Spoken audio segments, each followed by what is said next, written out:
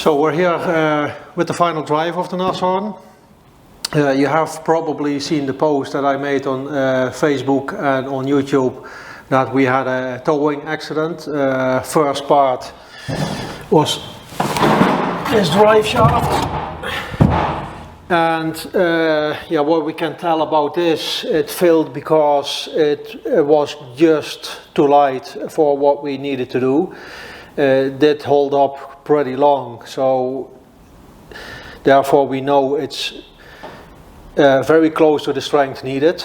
So the only thing that broke is the tube in between the two couplers, so we need to change that for a thicker one and stronger, but that's an easy fix. And after that, because we were still on the track for militracks, which means that we had to go to the side, but we couldn't drive, so we needed a tow. The Dutch military was there and helped us out, and except for the last turn, it went really well. And at the last turn, a little mishap, we caught up to the towing tank, and we hit a tree that was very close to the track.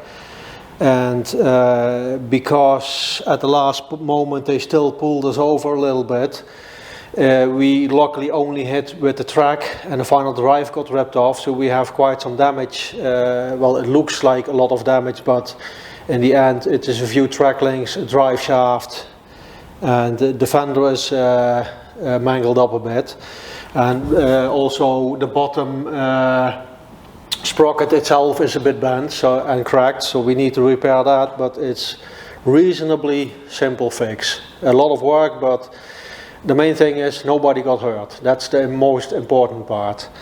And Dutch military is helping us out very well, also with sourcing a new part, because the drive shaft that is broken, it's a late type, and apparently at the end of the war the quality of the material was poor at best. So the one we got before, it was of a good quality, but yeah, hitting a tree doesn't help really much. Yeah, it's probably a lot smarter to pay a little bit more and buy a brand new made shaft. And we're talking to several people if they're interested as well, getting more made, or maybe through another way. Also the military offered us to help out in that way and look to see if they are able to help us make a shaft for us. So yeah, whatever you think about the military being towing us, if they did something wrong or not,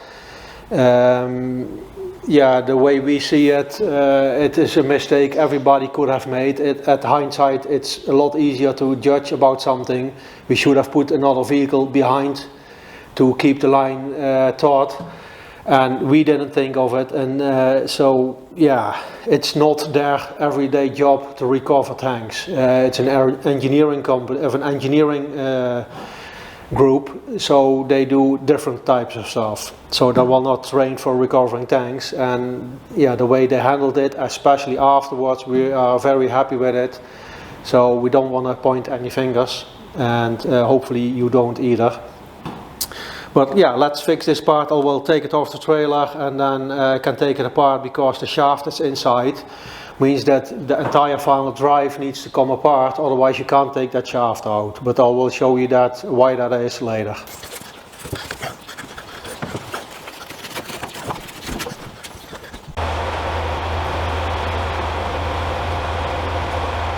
Now let's see if the balance is a little bit correct for lifting it like this.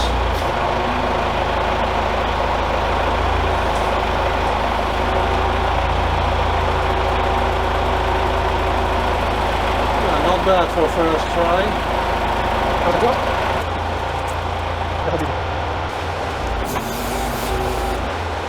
I'm gonna flip it over now so it can work from the back side. This part and this will stay together, and we will lift the entire thing outside the final drive, and then from the back get the gears and everything out.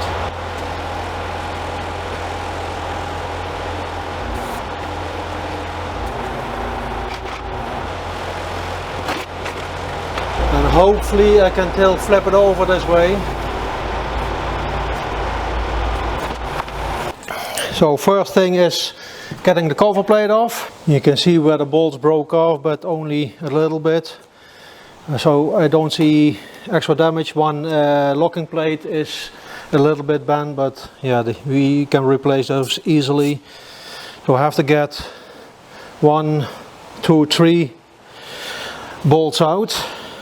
Then this plate should come off. There's a bearing inside, so it will be a little bit tricky. And there's still oil inside, like thick grease, but I'll put something underneath to catch it, and we will replace that. So that's not really a problem.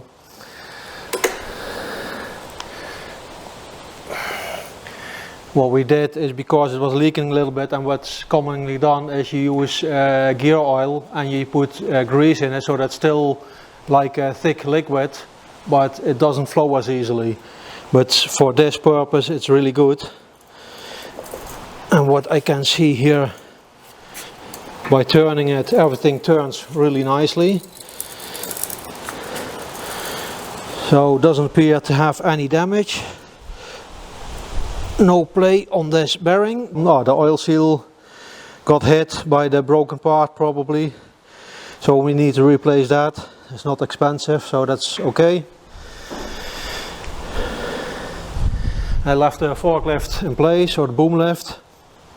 So I just have to add a strap when I've diff plate off, and then I can lift the entire mounting off. Maybe I have to clean a little bit so that we don't get any dirt in, just to be sure. I'll do that first, and then I'll take this cover off. Now I'm looking from this side, and from the other side you can see that's not only the sprocket that has bent up towards the inside of the vehicle, but also the hub itself. But I don't see any cracks, and if there would be any, you can still weld it. So what I'll do, I'll take both sprockets off, and then I'll take it to a big press and straighten everything, but I will preheat the steel so it's less brittle and more malleable, and then it shouldn't be a problem to straighten everything out within tolerance. So we'll grab some tools to get the bolts out, get this cover off, and probably need a few wedges, because there's a bearing inside here that's also clamped on the other part itself. So it's easier with wedges to get it off. And then we'll see how the inside looks. So I have some of the toolings, and we'll see how far we can get. We noticed that a bunch of the bolts were getting a little bit loose. They don't normally have, like, for every 2 bolt a plate inside that's folded over, and we didn't do that yet.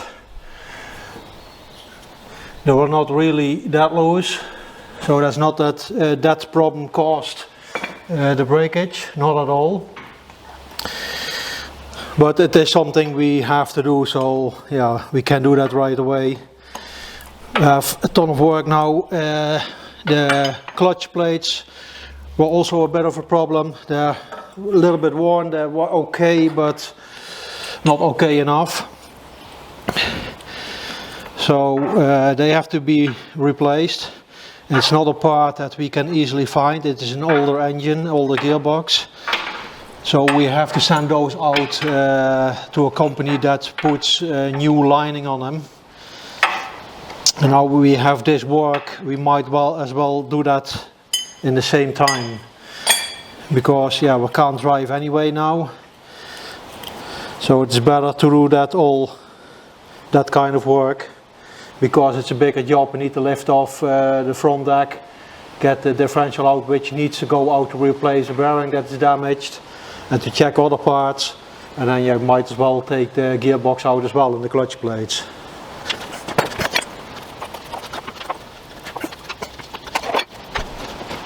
These bolts are Stihl Allen key bolts. Normally, I don't think they had them back then.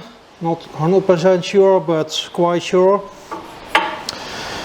But what I will do is I weld this up, cut a slot in it, You never see them, but might as well get it to look as original as possible. And then also where the slot is, I can tap down the material a bit so it's locked in place.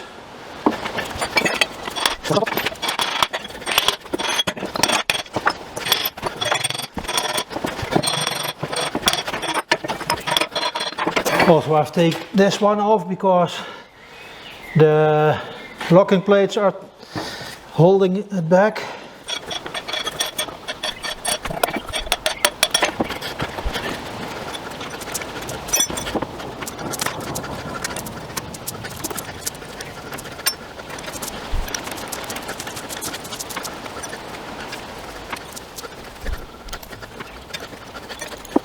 So this should be able to come off now. Maybe I'll take this ring off first because it has some sealant inside.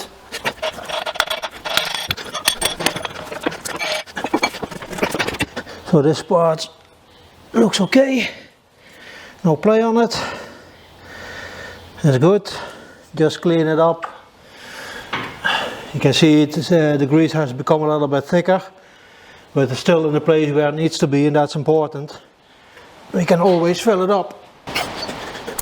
This shaft has a bearing on top and at the bottom, and at the bottom it's kept in place with a circlip. So it has to come out with bearing, and the bearing will catch underneath this big gear. So therefore that's a problem without taking that gear off. Would have been easier if there was like an access from the back that we could get the circlip off. Then you don't have to take this all apart. So now I have to lift this part up, and then we'll clean everything up later on before we put it back together, put new oil and grease in. So I have to somehow attach this so that it stays more or less level, and then I can tap this one out. So I put the bolts in, and the sling has something to hook onto.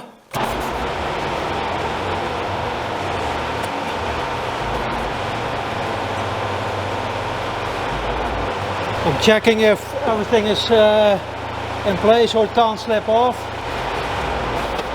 You can see it's not at the correct angle, so I have to adjust. So now it's more or less okay. And you can use either hardwood block, some plastics kinds to protect this, or a copper hammer.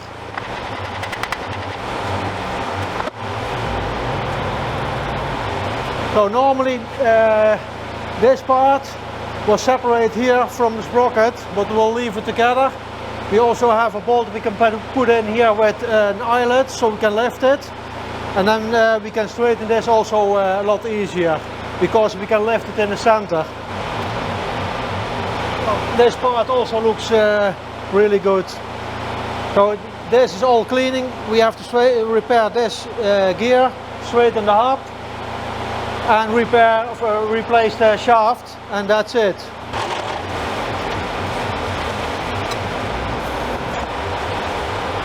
So now let's try to get this gear out.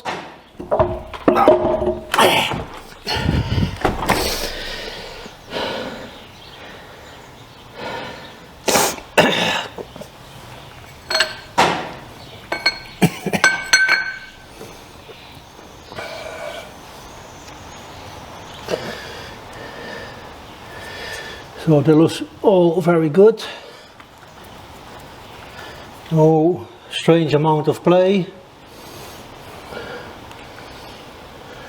So I have to get the shaft out, and as I said before, it has two bearings on it.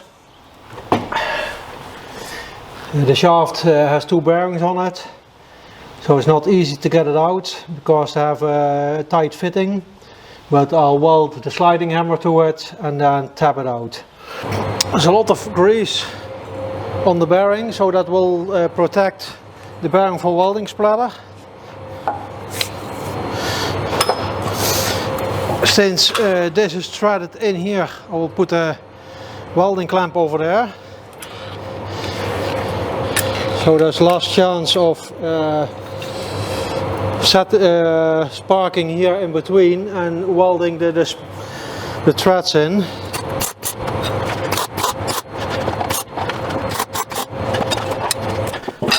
Now let's see. Doesn't seem like it's doing a lot, but let's take a measurement so we can see what it does. Just over 22 millimeters. There's an extra ring on top, but there's no locking ring as far as I can see or remember. But let's get some of the grease out of the way.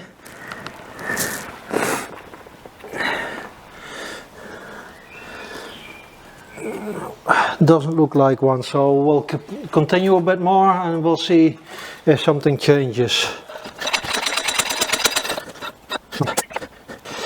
It should be coming out, but it's a very tight fit, so 2 bearings pulling at the same time and an extra ring on top, and the ring came in later, so that might also be a little bit stuck.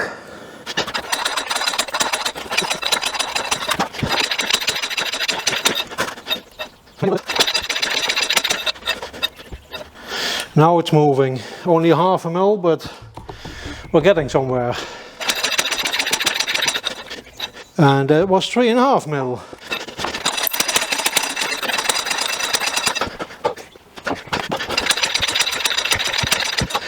So this ring is coming up now, and that was 20 mil down, 22.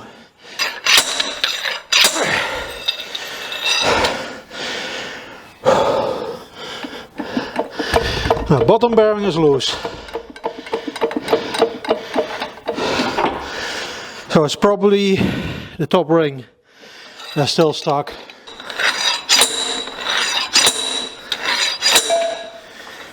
That's it. Break time. So I'm gonna cut this off and then clean it a bit up and get the bearings off. So we can have a good look at the shaft itself.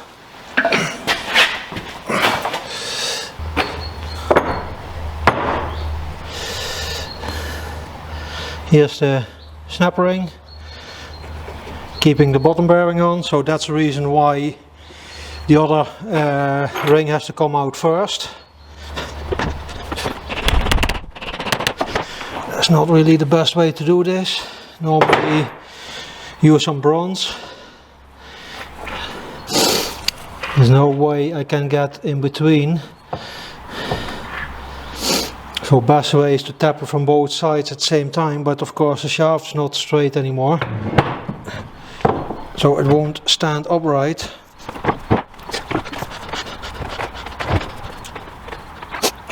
Probably tap the wedges in carefully and see what happens then. But best way would use bronze on it, so there's less chance of cracking anything or damaging it. But if you're careful and it moves easily enough, it's okay. But yeah, you have to really pay attention that way.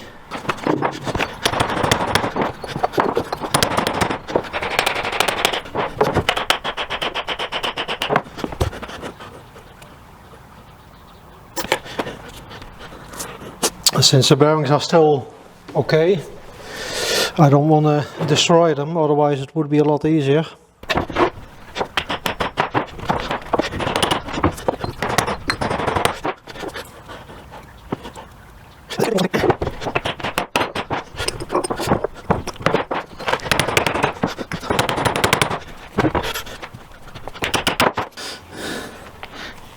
Looking at how much space I have now, the bearing is a self-aligning bearing and it can tilt way more than before, so there is movement.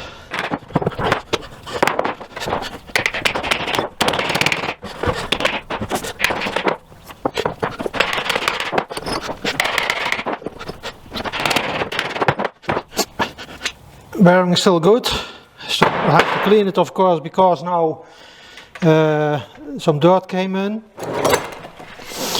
Even if I would have cleaned it before scraping the sharp edges over the workbench, still gets dirt in.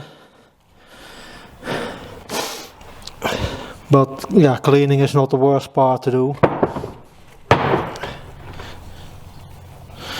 Get this snap ring off.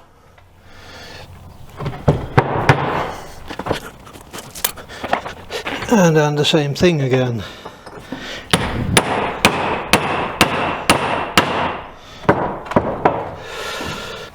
So, second bearing off as well. Now it's time for cleaning up. And then what I'm going to do is the weld I put on here to get it out, I will grind that off so we can see if I can fit them together for measuring, so that the copy will be exactly the same. If that's not really possible, then I'll have to find and to borrow an original part. Already know a few, so it is mainly talking to the owners of them to see what I can loan, and then get a copy made. And probably will go ahead and have two made, depending on costs. Original part is possible but difficult to find, and even if you find, it's possible that it's a lower grade part. So yeah, we'll have to see what the best way is to go ahead, but yeah, of course, for sure to get the best possible part for the tank. So I have ground off the welding and also the rough part close to the edge. Sometimes I touch the edge, but that shouldn't be a problem. So I can fit them together quite well. And looking at this,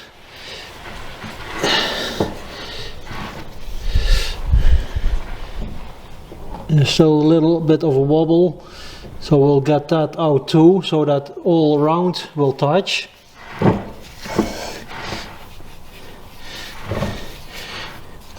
And then we can get the most secure measurement. So I've grounded it a little bit better.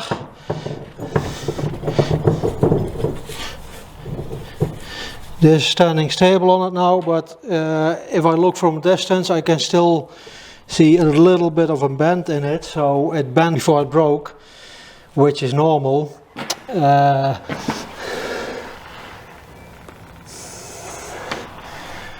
So it stretched a bit on one side, on this side, by the looks of it.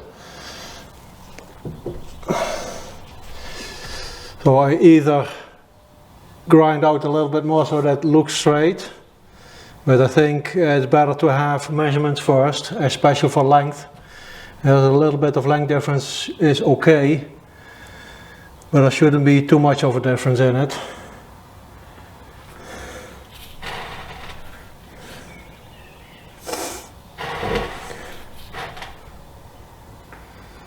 And this looks straight. So yeah, and then this probably too, yeah. I can get it a little bit more straight so it's easier to measure. Before it breaks, material stretches a bit, so that makes sense. So when it breaks, it was pulled off like this. Well, this side is pulled off over there, but in this direction. Then here it stretches a bit, and here probably compresses a bit. So I'll grind out a little bit more so that is more or less straight, so that's easier to measure. And if this is even like 1 millimeter too long, then that's not a big problem because we have enough space inside. And here there's a hard edge, so we can measure it, and here one is only on this shaft and the other one is on this shaft, so we don't need this to be perfect. So you can measure here the length from this line, and this will be the reference. And this side, it broke just above that line, and this one on that line, so we have enough reference material left to measure it like this. So I'll just leave it, clean it up, so we can take it to the machine shop.